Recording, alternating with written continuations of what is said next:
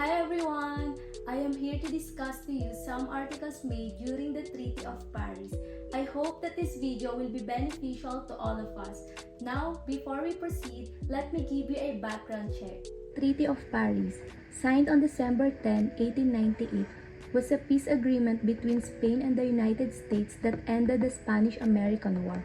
Under the treaty, Cuba gained independence from Spain and the United States gained possession of the Philippines, Puerto Rico, and Guam. That's why you will further notice some laws under this treaty are adopted by our country. First, I am going to tackle about the article number 10. This article states that the inhabitants of the territories over which Spain relinquishes or cedes her sovereignty shall be secured in the free exercise of their religion.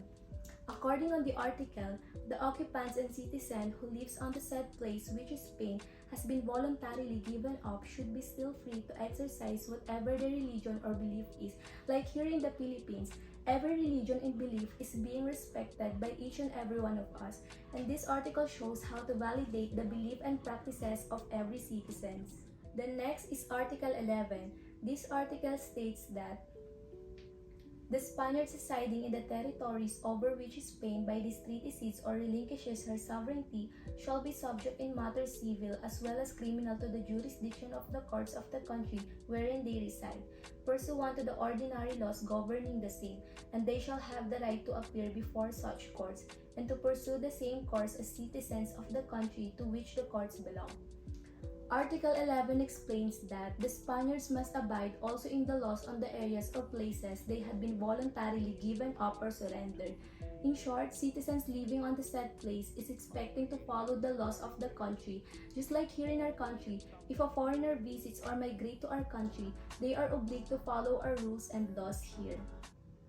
Article 12 is a little bit longer than the previous articles of this treaty.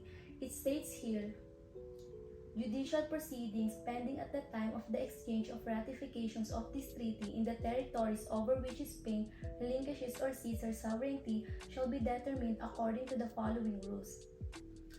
I will explain to you as simple as I can.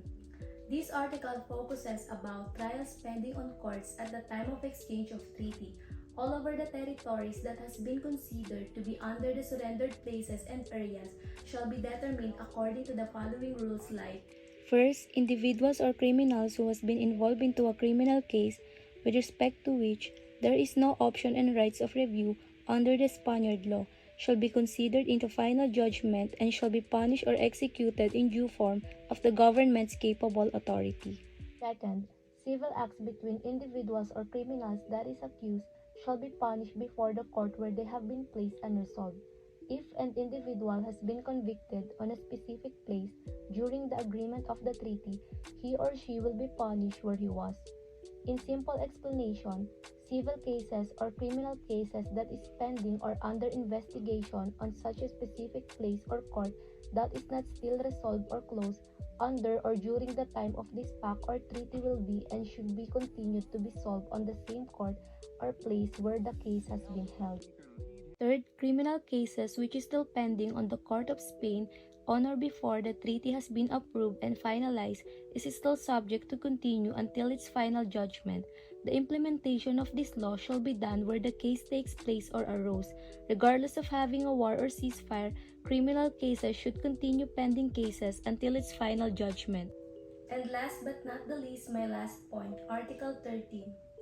Article 13 states that the rights of property secured by copyrights and patents acquired by Spaniards in the island of Cuba and in Puerto Rico, the Philippines, and other ceded territories at the time of the exchange of the ratifications of this treaty shall continue to be respected. Spanish scientific, literary, and artistic works not subversive of public order in the territories in question shall continue to be admitted free of duty into such territories for the period of 10 years to be reckoned from the date of the exchange of the ratifications of this treaty. Based on Article 13, the rights and property that is covered with copyrights attained by the Spaniards in the island of Cuba, Puerto Rico, and Philippines and other cities and countries at the time of agreement of this treaty should be considered and be respected. everything that relates to Spanish practices in scientific, literary, and artistic works, etc., shall continue to be free of responsibility into such area or territories. This will all be calculated and be considered within the exchange of approval and confirmation of this treaty.